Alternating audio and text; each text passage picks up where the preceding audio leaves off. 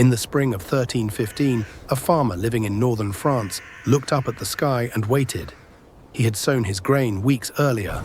The fields stretched out before him, orderly, neat rows of soil that represented everything: his family's survival, his lord's patience, the next 12 months of his life. Now all he needed was sunshine. It did not come. Instead, the rain began, and it did not stop. Not for days, not for weeks, not for months. The water rose, the fields flooded, the seeds rotted where they were buried. And across an entire continent, from the British Isles to Poland, from Scandinavia to the Alps, millions of people watched the same sky and felt the same chilling, nauseating truth. Something was terribly, fundamentally wrong. What followed was not a single bad harvest. It was not a single hard winter. What followed was a relentless, escalating catastrophe that lasted 7 years, largely forgotten by history, overshadowed by the plague that came after it. This was the Great Famine of 1315, and when it ended, medieval Europe would never be the same again. To understand what the Great Famine destroyed, you first have to understand what it destroyed from. The 13th century was the golden age of medieval Europe. A climatic event historians call the medieval warm period had blessed the continent for more than 2 centuries, with mild winters, long summers, and reliable harvests. The results were extraordinary. Europe's population nearly doubled between 1000 and 1300, from roughly 38 million people to nearly 75 million. Villages became towns, towns became cities. Paris's population surpassed 200,000. Florence, London, and Bruges overflowed with trade, craftsmanship, and ambition.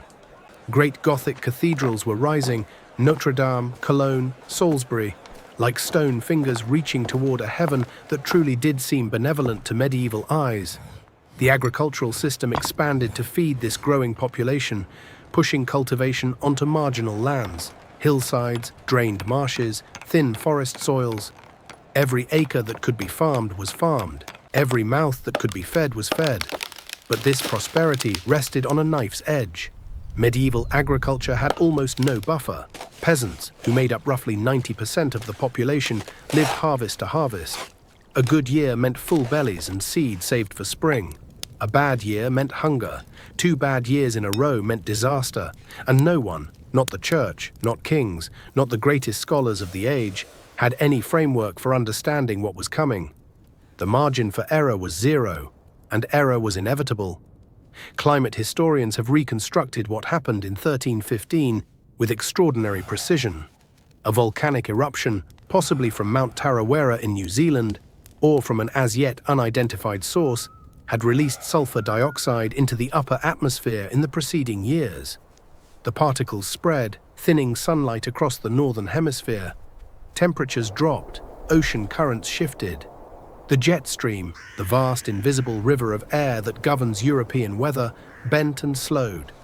The result was the wettest spring ever recorded in European history. The rain began in April 1315 and did not stop.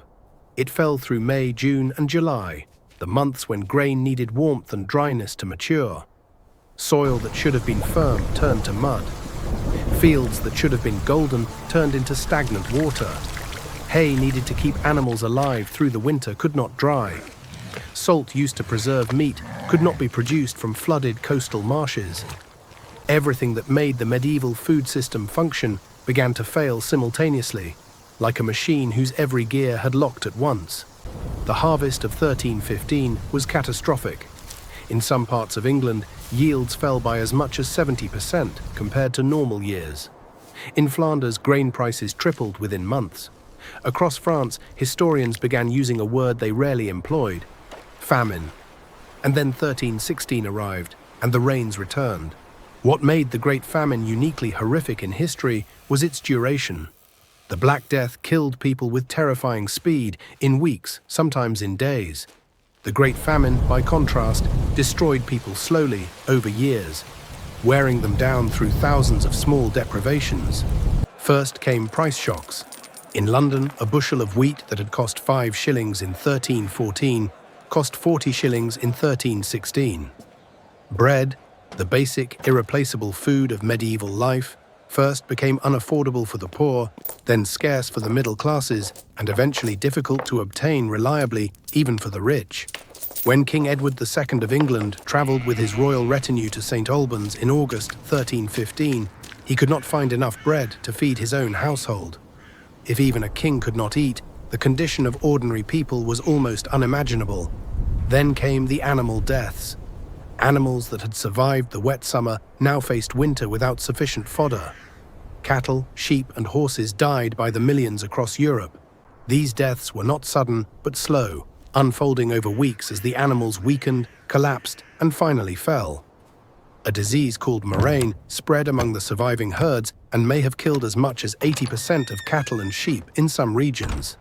The draft animals that pulled plows, the engine of medieval agriculture, disappeared entirely in many areas.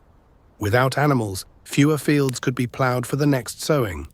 Fewer fields meant less grain meant higher prices meant more hunger. This cycle reinforced itself and appeared inescapable. By 1316, the second year of continual failure, the social fabric had begun to tear. People were eating things that should never have been food. City chronicles from Bristol recorded that residents ate horse meat and dog meat. Roots were torn from forests. Tree bark was boiled and consumed. Chroniclers wrote that people ate grass, that they ground dry peas and acorns into a bitter paste that left them bloated and sick, but barely alive. And then, at the furthest edge of despair, the records grow darker still. Numerous independent chronicles from different parts of Europe, Flanders, Poland, Ireland, England, document incidents of cannibalism. Graves were opened, executed criminals were taken down from the gallows and eaten. In Bristol, official city records explicitly state that people ate their own children. Whether each of these reports reflects literal truth or the fear-driven rumors of traumatized societies is unknown, but the sheer number of independent accounts from different countries suggests that at least some of these horrors were real. The Great Famine pushed humanity to its absolute limit. The deepest wounds of the famine were left in the countryside.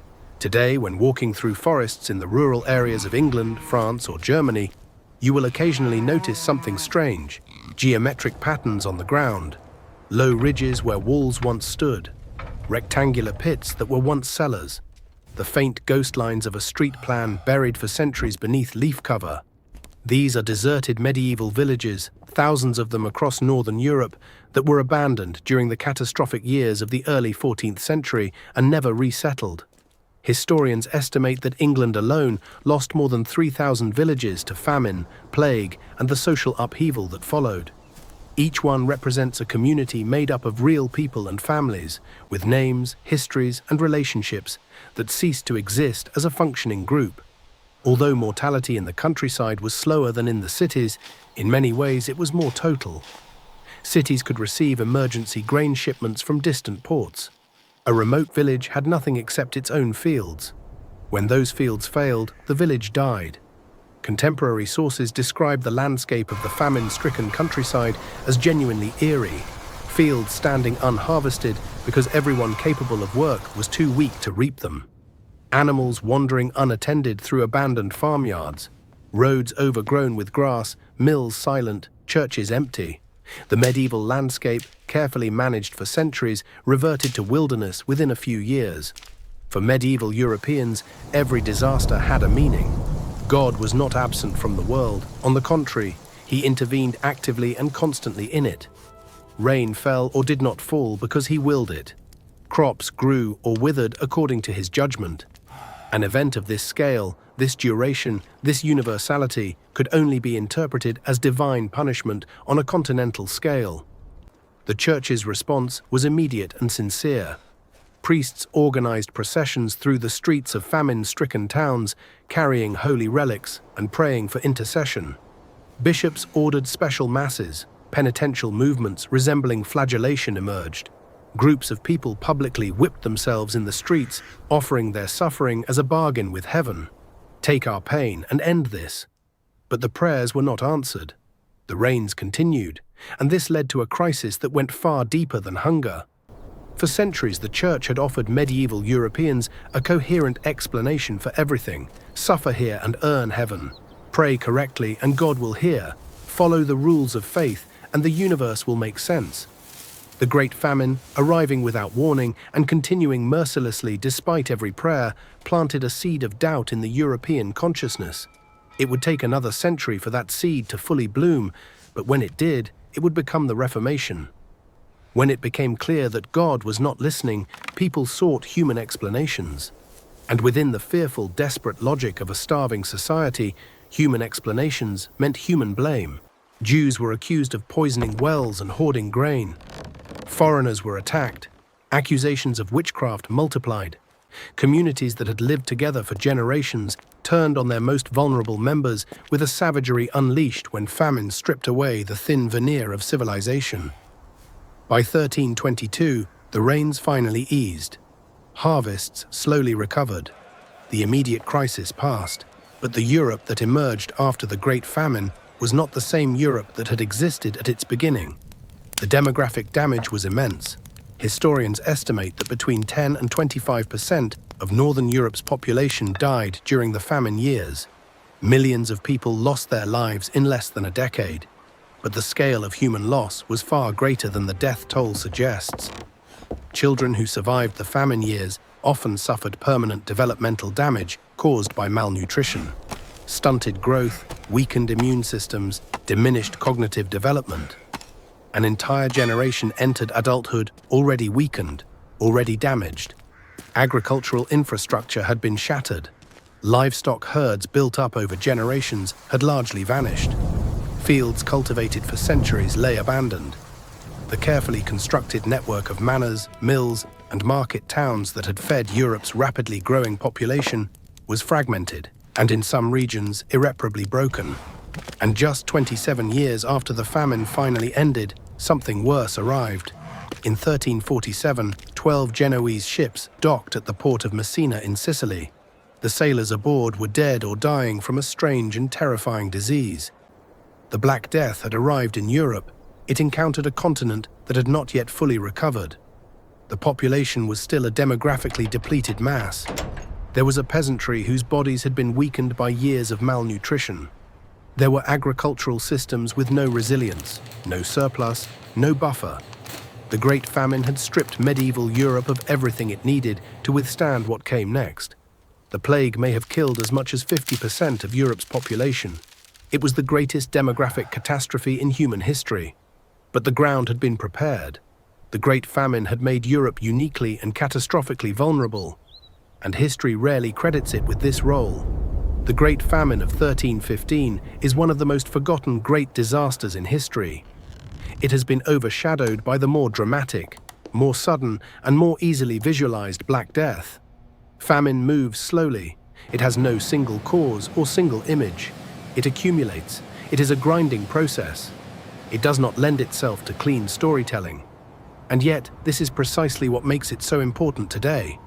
We live in a world with a global food system that feeds 8 billion people with extraordinary efficiency and extraordinary fragility.